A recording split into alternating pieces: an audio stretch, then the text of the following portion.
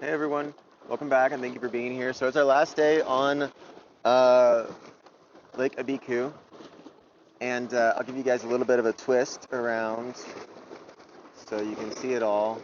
We're here at the water's edge.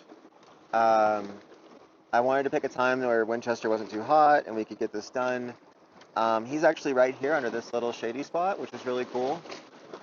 I packed my tent up this morning, and we are going to Colorado. We're going to a place that is between 20-something degrees and 50 degrees. My sleeping bag is rated for 15 degrees, so it should be fine. But there's supposedly the black bear population is way more active, and there are no bear storage lockers there. So I had to make sure everything was like really secure and snug in my trunk. I'm gonna have to do something. I'm gonna have to do some additional things like put some stuff in the rear view window before I go to bed, so that the crack, because it's a hatchback, so it lifts up the rear view window like there's a soft foam covering. So if the bear figured out that it could break in, it would break the glass and remove that. And so it can kind of see through. It's really dark, but I'm gonna stuff it with some stuff and just kind of put some crap in the rear view window when I'm not driving. But I have to do that every night because I'm not gonna have it when I'm driving, obviously. And then like other weird things, like some really weird things, like pens and Sharpies and highlighters smell like food to bears. Toothpaste smells like food. Sunscreen. So I had to pick like a lot of different stuff that I thought or I had to find like all the weird things that had smells to put away. Get a little bit more twisted, so you guys can see more of the water alongside me. There's some red rock in the background, but I don't know if you guys can see that. Maybe if I do that, but anyway. But I'm getting a bear keg too, so I'm gonna put like, I don't know, just some of it in the bear keg, put that 100 feet away. My tent needs to be 100 feet away from my car. I was telling you guys in the last episode that I'd tell you more about the bear triangle. Really don't have time to today, but I'll go ahead and I'm about to need to do it anyway, so I'll make it quick. The bear triangle just means that you should create a triangle between 3 points when you make camp, and one of the points of the triangle should be where you sleep, like your tent. Another point of the triangle should be where you cook or eat. Even if you don't cook, you should still eat there. And you should also do other things there too, like, I don't know. If you do anything fragrant, like if you vape nicotine or anything like that, you need to do it in the cooking and eating area too. And you can't do it in your tents. And it smells like food. It'll make all your stuff smell like food to the bear. So just really weird stuff, pens and vapes, sunblock, dog wipes, leather wipes. Now the bear can tell between like trace elements and then substance, but like 3 ounces of toothpaste still sounds like a snack to a bear, which is ridiculous. It's just got so much like sweet sugar flavors, I guess. What else? I'm getting Winchester a harness, so it'll have a handle and a hook on the back, so he can put his leash on the back, and if anything happens to him, I can carry him by the handle. You're kind of heavy. You're like 70 pounds.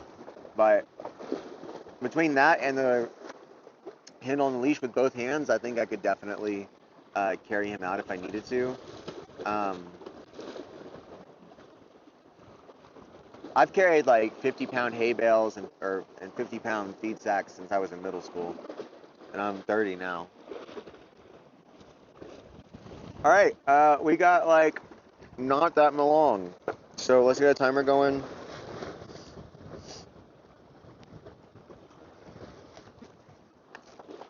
And we will do as much as we can in this hour. We may end up just wrapping the entire 20 pages that are up in front of us. And if that's what happens, then we'll cut early if we finish part 3 in 2 episodes.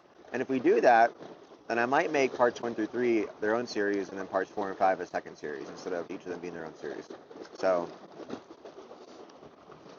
okay. Chapter 3, in part 3, Usin, the unidentifiable is. So hopefully you guys are getting these really lovely ocean sounds too. Alright. The term Usin is derived from the Jicarilla or the Jicarilla Apache, an Athabascan people of the American Southwest, specifically the state of New Mexico. So that's where we are. We're at Lake Abiquiu, New Mexico, and this is in northern New Mexico. We are actually, to our northwest is the Jicarilla Apache Reservation, and on my way today I'm gonna see Mesa Verde. And then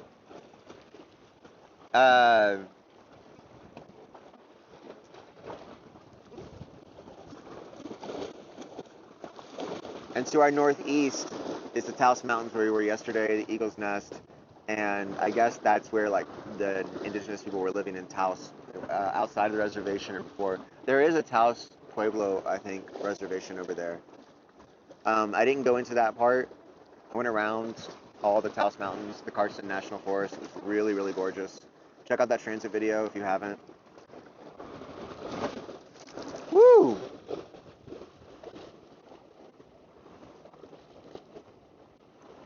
So we're getting some really bad sea splash up here, and Winchester can't be getting wet like that. So the other thing is ooh, we got on the GoPro. That's fine.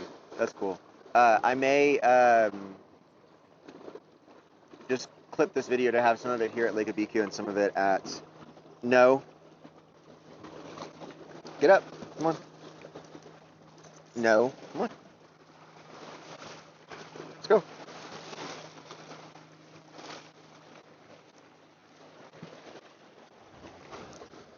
Go.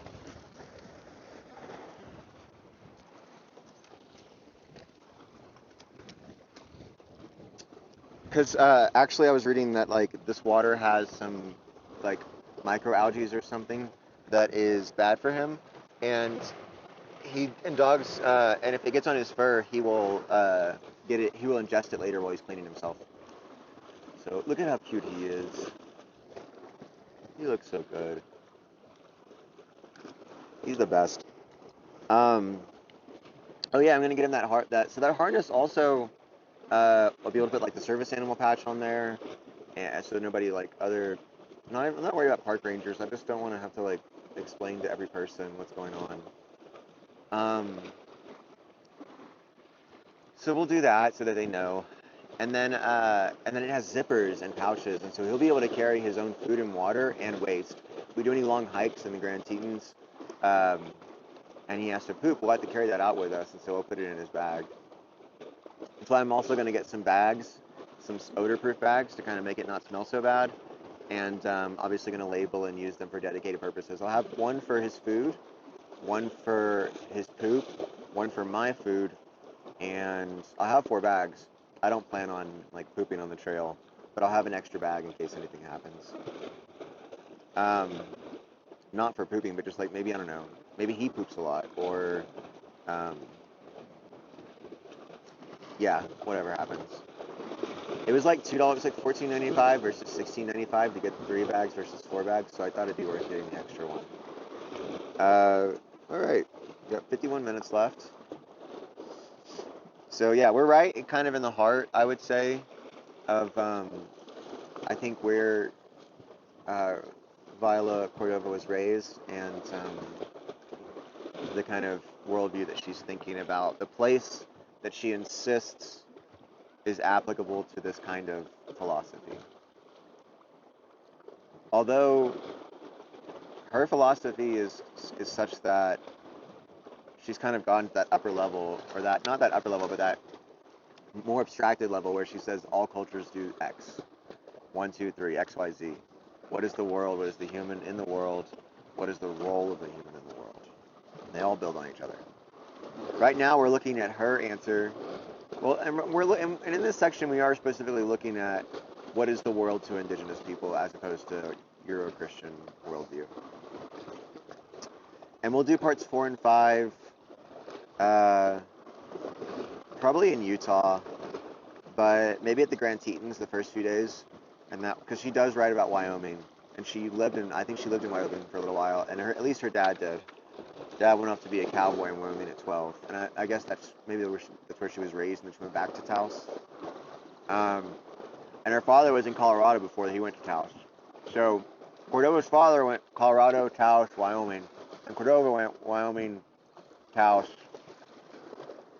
But then she was also really prominent in, I guess, like Arizona. I mean, I assume because this is the University of Arizona Press, but Oregon. I think she was really, really well received at the University of Oregon.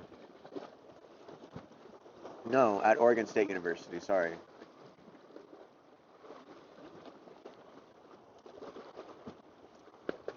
I don't know if there is a University of Oregon. I don't know if they have a philosophy PhD program, but definitely an OSU, Oregon State. I have a friend who went there. Someone who was in my master's program with me.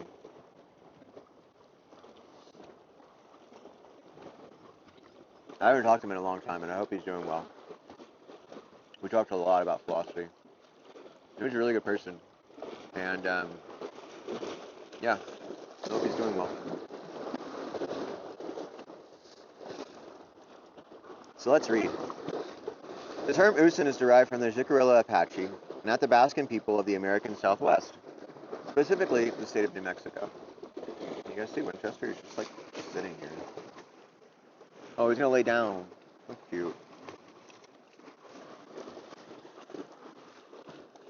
Specifically the state of New Mexico. The term signifies a concept that may be pan-Indian. That is, it may be widespread throughout Native America. It signifies something of a, quote, of a substance, character, nature, essence, quiddity. So quiddity is something I've only seen with Duns Scotus. But in his short, like 10-page treatise concerning metaphysics, which is really dense, it took me like 5 reads.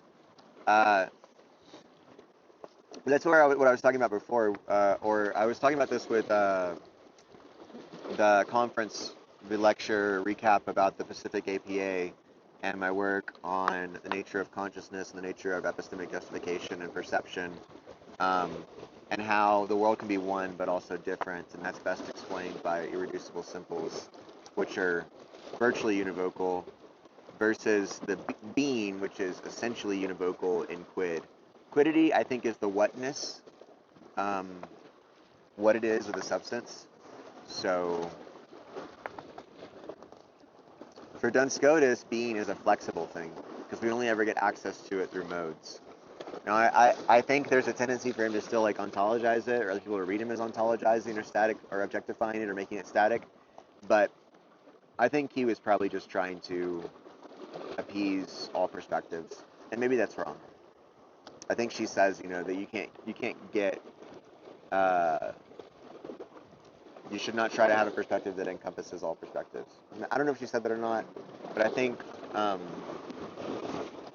the notion of essential difference, or difference as needing to start by acknowledging and understanding each other's differences before we can communicate in the first place. I think that anyway, we'll see. She's a monist too, so there's tensions. We'll see. Excuse me. Quiddity, beyond comprehension, and therefore beyond explanation, a mystery, supernatural, potency, potential. In the words of Basil Johnstone, Anishinaabe,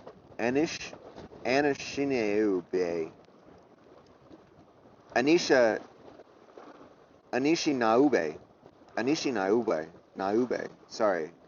It's Anishinaaube. So Basil Johnston said that quote. The concept of this mysterious, quote, force also shares the notion of its being all-pervasive. That is, it is everywhere and in all things, perhaps is all things. Again, Basil Johnston. Quote, scholars continue to labor under the impression that the word means spirit and that it has no other meaning. They do not know that the word bears other meanings even more fundamental than spirit. The term Usan may or may not contain all of the features that the individual tribal groups use throughout North America. It does, however, share in the notion of something that simply is, that remains unidentifiable, mysterious, supernatural in the sense that it is beyond pointing to. Nevertheless, this mysterious something precedes everything else. It serves at the same time as the ground of all things and the manifestation of itself. The American Aboriginal concept of Usan is a term of such abstraction that it has, thus far, proven too complex for Europeans to understand. The idea of Usan, or its other manifestations, was mistaken by early Christian missionaries for the Western concept of God. Quote, Great Spirit is the name the missionaries gave it. I imagine something like the following to have taken place. The missionary tries to tell the indigenous person about his focus of worship, the extraterrestrial deity that creates but exists outside and apart from its creations. The missionary talks about, quote, the great father in the sky. The indigenous person says, yep, and points to the sun, which is right above us right now.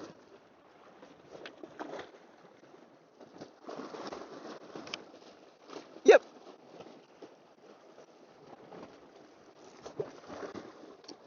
No, insists the missionary, and he tries another tack. He tells a story about God the Sun. Again, S-O-N. Again, the indigenous person can relate to that idea. He points to some geographical feature of his landscape and proceeds to tell how a mythological figure became that mountain or rock or ravine. Again, the missionary is frustrated. No, and he tries again. This time the missionary describes the Holy Spirit, which only seems to the indigenous thinker to approach the abstract notion of Usan, Wakan, Manitau, or Natoji. Slash Natoji. She combines all of those together. Or she puts slashes, like forward slashes between them, not dashes or hyphens. The missionary finally breathes a sigh of relief. At last, and he proceeds to tell the potential indigenous convert about what it is that this great spirit wants him to do. Wants? The indigenous person shakes his head at the missionary. Wanting is a human desire. To credit Usan with any anthropomorphic characteristics is a bit further than the indigenous thinker can go. So here we're getting some very nice limits that show us, that clarify the differences. The imaginary missionary, in this instance, illustrates a typical response to the indigenous person's attempt to explain a concept that is very crucial to understanding everything else that follows about native cultures and traditions. Some contemporary Western researchers have actually declared the concept of Usan, or, quote, the all-pervading force, to be, quote, too abstract and thereby beyond the conception of indigenous peoples. In actuality, it is the Western thinker who cannot deal with the ultimate of abstractions, the concept of Usan. European thinkers pride themselves on being masters at the art of dealing with the mental act of abstraction. Abstraction, by its very definition, means to take away everything from a certain idea, a process that allows only the essential to stand out. A good example of abstraction is a simple line drawing of a vase.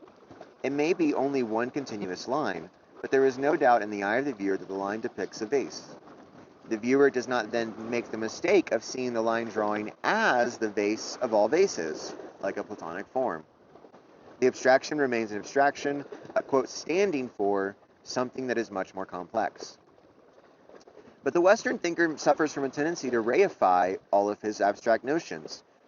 Think of them as real things. So there she helps us understand what reify means, because it's a notion from critical theory. I believe Lukács was the one who developed it.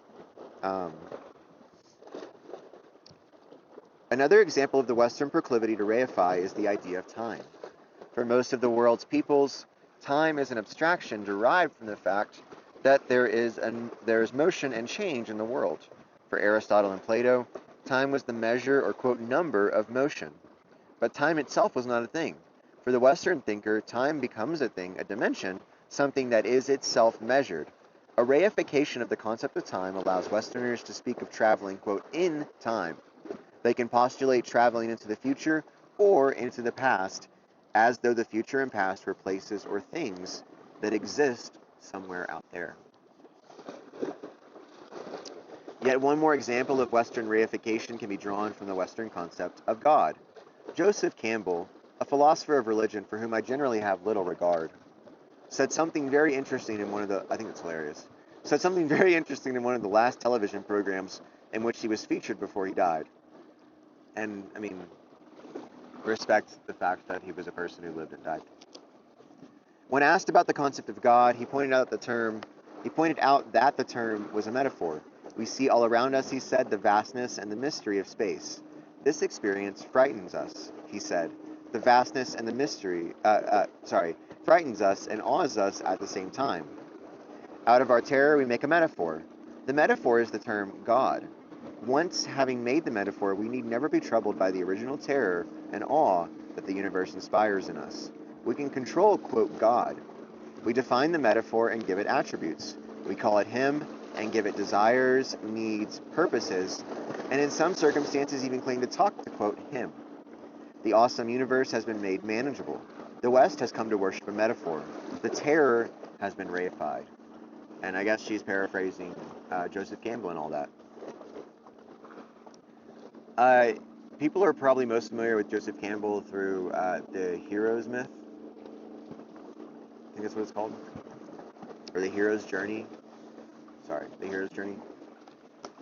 In spite of the European inability to be comfortable with pure abstraction, there have been instances where the notion of the mysterious sacredness has surfaced in the European context. Most prominent in this vein is the 17th century philosopher Benedict de Spinoza. Spinoza, born a Jew, was excommunicated from his community of relations and religion because of his views about the world. Spinoza believed that Spinoza believed that whatever it is of which the world is composed can only be one thing. He called this one thing God, substance, and nature. To European thinkers accustomed to the belief that God was extraterrestrial and thereby separate from his creations, Spinoza's concept was an absolute threat. His theory meant that if God/nature/substance was all of one piece, then, in effect, everything was God. Some referred to Spinoza as a, quote, God-intoxicated man. Others called him an atheist. Most contemporary philosophers refer to Spinoza as, quote, too complicated. I love Spinoza. He's my favorite. Don't tell anybody.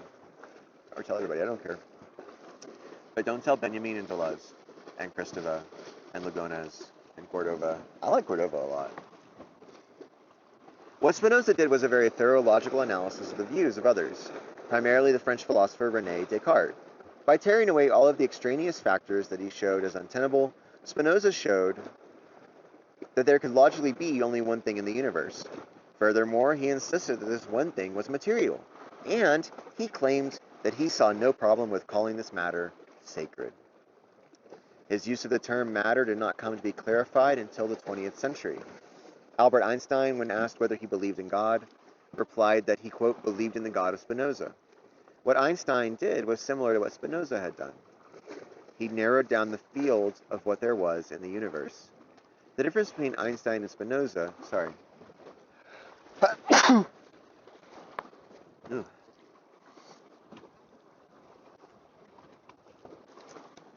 The difference between Einstein and Spinoza was that the hold of the churches on the exploration of the world in which Westerners found themselves had been loosened by the time of Einstein. So this is worth mentioning, I guess, here too. I say this in my Spinoza lectures. But again, I think this is also kind of what I was trying to say about Duns Scotus. Duns Scotus was talking about the unity and difference and the connection between it at a time when people were being killed for it. And Deleuze tells us this too. He has one of his lectures, I believe it's an 81 lecture, Anti-Oedipus 3 lectures, I'm not sure.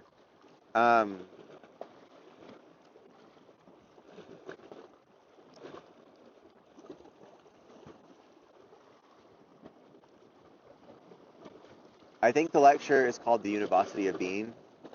And then another really great lecture I like by Deleuze is The Velocity of Thought, Spinoza's Velocities of Thought.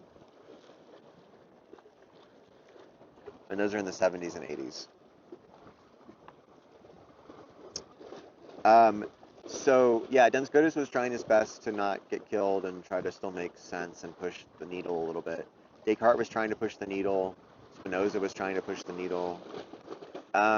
Spinoza, the ethics were written, they were finished before he passed away, but he never published them because he saw what happened. So Descartes didn't publish one of his treatises because he saw what happened to Galileo. And then Spinoza kind of did the same thing. He published some of his political work and his theological work, like Hebrew grammar and stuff. I don't know. He published some stuff. He didn't publish the ethics. His will, when he died at 40 something, he was a lens grinder. And so as a lens grinder, he probably had a lot of time to think about stuff, but the glass particles blowing in his face killed him at a young age, I think.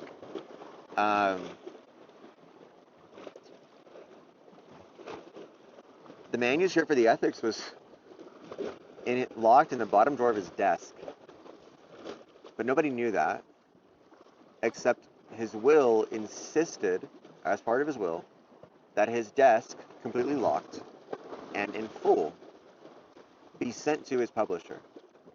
And only his publisher was allowed to find the ethics and then publish it posthumously. So nobody else could do anything with it before it got to the publisher. I'm an absolute saint. In part 3, he says that we owe much to people who have come before us and figured things out, and we're lucky and indebted to them. And I feel the same way about Spinoza, Cordova, and all these philosophers. So we're at 26 minutes. We've got 33 left. Let's keep going.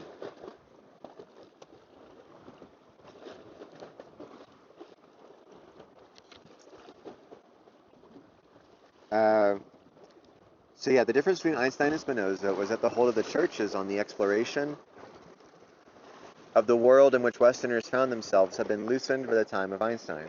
Knowledge of the world did not need the imprimatur of the church in order to be declared valid as knowledge, although it was not until the 1990s that the Roman Catholic Church gave its approval of Galileo's proof that the universe did not revolve around the Earth, which is kind of that whole fiasco we were just talking about. What the findings of Einstein, as well as the investigations of many others in the fields of mathematics and physics did, was to offer us a world that was composed not of the dualities of matter and energy, but of something that was more clearly explained as, quote, matter-energy. There was only the one substance. This was the information encoded in his famous equation of E equals mc squared. Energy equals mass times the speed of light squared. Which is crazy.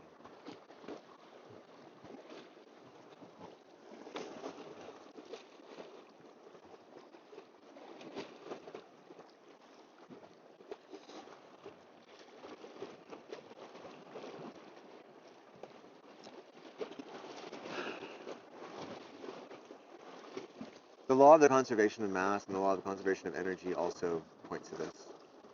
Now, these are things that are taught in early science classes, like middle school, upper elementary school science classes.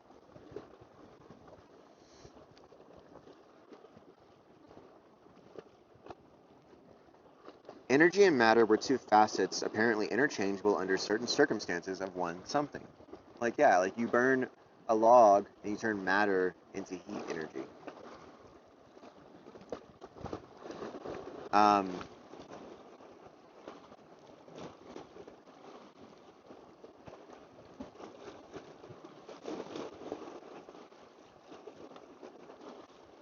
That heat energy doesn't go away. I mean, it goes into other things too, right? It's like a zero-sum game.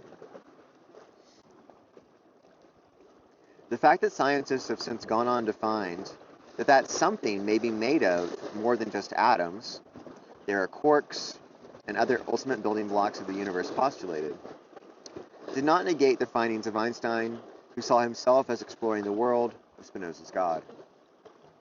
The fact that people usually seen by Europeans as primitive, relative to their own intellectual sophistication, could hold a view that is only now coming to be examined by Westerners, is very threatening to Westerners. So the idea that Native American peoples who are assumed to be primitive could have the correct view is very threatening to the Westerners who do not have the correct view and have been so prejudiced for so long. And it's mostly threatening because they have all these apparatuses that have huge financial, moral, and legal, political costs. So much violence and hatred and suffering that isn't necessary that the Native American and Indigenous don't have, or they don't breed needlessly. There's just Euro-Christian has so much faith in science, mathematics, and Jesus God, like monotheism God, or all this other stuff. So hopefully, I don't know. I don't think she's anti-science, um, but I think she is still critical of science for holding that secular view of the real that we talked about. And then there are only certain scientists who come really close to the indigenous view. Linguist Benjamin Whorf claimed the language of the Hopi actually might be a, quote, better vehicle for explaining the modern views of 20th century physics than European languages. He rested his claim on his examination of the Hopi language, which was based, as are many American Aboriginal languages, on the concept of motion. He said that the Hopi language depicts a, quote, dynamic universe, and contrasted this view with the, quote, static universe of the European languages. In the static universe, nothing happens unless there is a cause. In the dynamic model of the universe, something is always happening without an agent having to cause anything, because that is what the universe, by its very nature, does. This view of the universe as dynamic rather than static is not solely described by the modern scientist. The ancient Greeks and Romans also occupied a dynamic universe, despite the existence of thinkers within their ranks who deny that there was any motion at all or any substance. The Chinese systems of thought also depict a dynamic universe. One notable ramification of a dynamic universe model is that there need be no anthropomorphic creator deity who must himself be explained as uncaused. Nor is a human being the goal toward which all creation is striving, especially as Ortega y Gasset points out, a, quote, European human being. So there's no best way to be a human. Regardless of the fact that the concept of Usin can be shown to be present in Western thought, it remains true that the Western culture and tradition are not much affected by this concept. Despite the findings of physicists about the existence of, quote, matter-energy, that would deny the dualities typical of Western thought, such as matter/energy as a dualism, mind-body dualism, material-immaterial dualism, and animate-inanimate dualism. Common notions about the world and human beings in that divided state would persist. The new physics insist on presenting a world of interrelationships and interdependencies, just as do the theories of Usin/Walken/Ntoji/Nilchi/Manetau. Ideas that the North American Aboriginal peoples arrived at through their observations of the world around them have finally arrived in the West. Whether it will take 400 years, as in the case of Galileo, for Westerners to adapt to a more realistic view of the universe is not, at present, answerable. She has these things that she says that are, like, respectful, but scathing and hilarious. Deeply held notions of the constituents of, quote, reality are not easily given up. Such notions serve as, quote, givens of a culture that no longer questions the validity of certain explanations. At one time, it was hotly contested in the Western world as to whether the universe was infinite or not. Those who declared that it was were burned at the stake. Today, a person who persists in saying to the, quote, missionary that he fails to understand our notion of Usin is no longer likely to be burned at the stake. He is, however, most likely to be dismissed as showing, quote, a lack of understanding, or to be exhibiting a persistent type of, quote, ignorance, owing to his, quote, undeveloped state of being. As more native peoples engage in the methodologies of philosophical analysis, perhaps there will be a greater clarification of native ideas and concepts that are the product of native context. Equally important to native thinkers is the need to study the Western culture and tradition. It is as important for us to say what we are not as it is to say what we are. Try to pop my back real quick.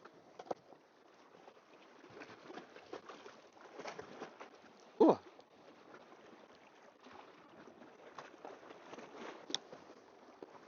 Guys, check out Winchester.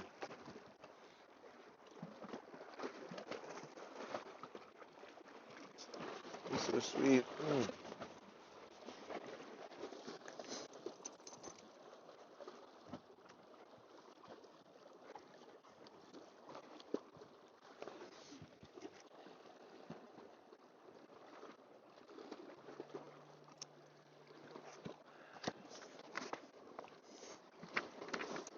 Chapter 4, Mother Earth. Chapter 4 of Part 3, Mother Earth. A belief does not exist in isolation.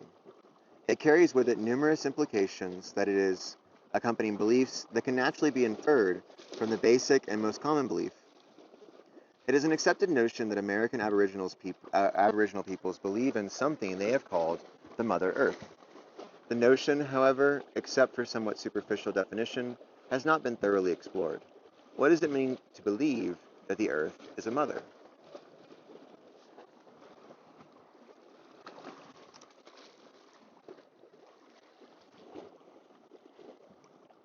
The belief has been superficially explained as symbolically expressive of the idea that the Earth is sacred. The notion of the Earth as mother is explained as a symbol. That is, the concept of mother as applied to the Earth is symbolic of the creative forces inherent in the planet.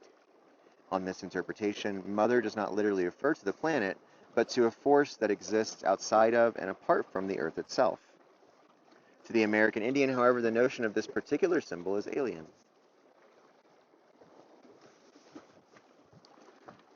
I had occasion to present the idea of, quote, Mother Earth as symbol to a well-informed and articulate Indian college student. When he denied that the concept of the mother was merely symbolic, I asked him to explain his understanding of the Earth as mother. The Earth, he explained, brings us into existence, literally. Our own mothers, our biological mothers, are the vehicle through which the Earth spews forth another creation. He went on to explain how the Earth creates and sustains all existing things on the planet. Without the Earth, he said, there would be nothing. But what about the ultimate creative force that we are told underlies our belief in the Earth as mother? I asked. That there is such a power is not questioned by American Indians.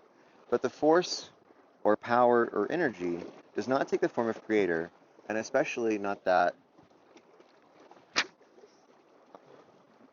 of a paternalistic deity. The universe is taken as, quote, the force. The argument for such a force goes like this. There is something. That something is dynamic. That is, in motion. Motion is equated with life. What has motion, therefore, must be alive. Only that which exists has motion. Therefore, there is something that exists. The quote something is a life force. It has no beginning or ending.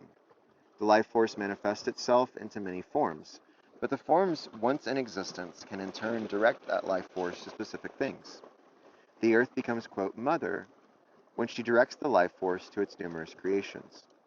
This Earth, this planet, will create its own unique beings out of its own materials. The life force is essential and therefore not to be discounted in any manner. But the Earth becomes parent, not only because of her act of creation, but because of her continued sustenance of her creations. In this latter sense, the Earth exists as a literal mother. There is, of course, symbolism involved in the belief systems of the American Indian. The sun, for example, is referred to as, quote, father or grandfather, and figures prominently in American Indian legends and explanations. And figures comes about prominently in American Indian legends and explanation systems. But the sun, quote, develops into mere symbol. The sun is symbolic of the life force that is the universe. The sun represents the whole because it is a viable manifestation of the force or energy that is believed to be a characteristic of all that there is. As I am using it in this book, universe implies a totality of all that there seems to be in existence. Universe, as it is used in scientific circles, speaks of this universe, that is, that which is visible or perhaps hypothetically visible to the scientist. The scientist can speak of, quote, other universes. The American Indian could not. To speak of, quote, other universes implies that there is something larger in which those universes appear. To the American Indian, talk of the universe necessitates talk of something infinite. It is the background upon which whatever happens is happening. There is one universe in which numerous things can and do become manifest. The American Indian is a monist. That is, everything that exists is perceived as being the manifestation of one particular thing. In effect, everything that is one thing. The oneness is described to the fact that everything is, essentially, usan, the life force. It is not uncommon to find an Indian making the profound observation that, quote, everything is one thing. For the Christian, and perhaps for the modern Jew, God and his creations are never, quote, one thing. God exists always outside and apart from whatever it is that exists. The concept of the Son as, quote, Father is closer to the concept of the Christian concept of God, but the similarity between the two is often offensive to Christians. If the Son is a symbol of something greater, then the equation of Son and God is wrong. Some Indian peoples, however, do credit anthropomorphic characteristics to the Son that are akin to those credited to God.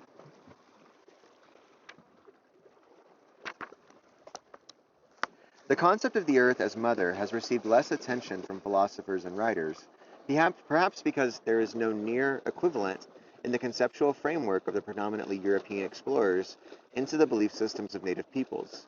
James Lovelock, in his Gaia hypothesis, comes closest to the American Indian concept of the earth as a living being. Also, numerous environmentalists, quote-unquote, have latched on to the concept of the earth as, quote, mother. In this latter sense, there is an attempt to acknowledge human beings' dependence on the planet. There is, however, accompanying this, quote, environmental notion, a very European and Christian notion of man as steward to the earth.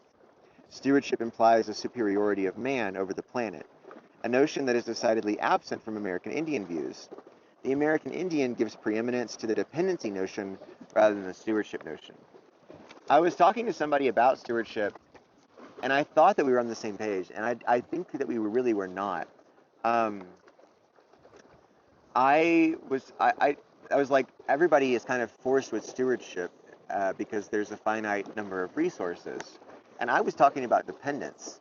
And I think they really were kind of thinking about stewardship in this isolated capacity of like, oh, they were thinking of the sort of like authoritarian aspects or the administrative or the royally ordained or the commanding aspects of stewardship rather than the finitude of stewardship. Like we will starve and die if we do not properly tend to these resources. I think of stewarding something as like, of being a good steward as like, I don't know. I mean, my mom taught me to be a good steward. It meant like if you have a limited amount of money or a limited amount of food, you don't waste it. You don't waste things. That's a good steward. And so in practice, stewardship really is equated with dependency and not wasting and making things sustainable. But I was talking to another philosopher about stewardship, and I really think they had a very different idea than me. From this, it should be clear that the concept of the earth as mother is not mere symbolism, and that the life force that is the universe is different from the earth. What, then, are the inferences that must be drawn from a belief of the earth as a mother? First of all, though the life force is suffused throughout the whole of whatever exists, the Mother Earth exists as something apart from man. Just as there is a distinction between mother and child, that is, they are two separate beings, there is nevertheless a relationship that is, to the Indian, undeniable. The creature, man, stands at all times to the earth as an infant child to its mother. The child is a product of the mother and dependent on the mother for sustenance and life itself. The relationship is a good one, and the mother is a good mother. This view should be contrasted with the Genesis account of creation. In the biblical account, man is created from the clay of the earth, but is created as something apart from the earth, apart and superior. Man resembles not the earth and its other creatures, but the extraterrestrial God that creates man. Man is created and placed in a specific and slightly unearthly place. The, quote, Garden of Eden implies a place that is separate from the normal earth. It is cultivated, trimmed, and so on. It is a, quote, garden. When man is ousted from the garden, he is confronted with a harsh and stingy land. He is furthermore cursed to struggle for a living, quote, by the sweat of his brow. By contrast, in American Indian legends, man is placed on earth within specific boundaries, but he is not given anything specially created to make his life easy. He is given, quote, the, quote, sweet grasses, the waters, the animals, as both food and medicines. Man is not placed in a harsh environment, nor is he cursed by his maker. There are areas that become, quote, forbidden to man, but not because they are, quote, evil, rather because they are not places for man, nor places where he might survive in comfort. But overall, the earth is seen as a good and rightful place for man to be. Secondly, the sense of being in the, quote, right place is essential to the understanding of the American Indians' concept of the earth as mother. Man was created by the earth and belongs to the earth. He does not think of or postulate another or, quote, better home. The belief that man is rightfully created by the earth for the earth does not, however, provide an excuse for complacency. The Indian knows that he is dependent on the earth, but he realizes also that he exists in a reciprocal relationship with the mother. At some point, the human being grows to maturity and rather than realizing a sudden independence from the mother, he realizes that he must also give something back to the mother in order to have her continue her productiveness. The Indian may see the mother as sacred, but he is first of all of a very pragmatic nature. He cannot long survive if the mother does not survive. His relationship to the mother becomes not one of mother and independent offspring, but a relationship of reciprocity, a giving and a taking. The next chapter is called Time in the Universe, and then What is Reality, and then that poem. But I think I'm going to cut it here, and we can do those next three in the next episode. I'm going to get on the road. I'm a little bit hungry. I'm going to try to eat something, and I will see you all later. Thank you guys so much for being here, and I'll try to do something at Mesa Verde this afternoon. So, all right, y'all take care, and dog tax. Bye.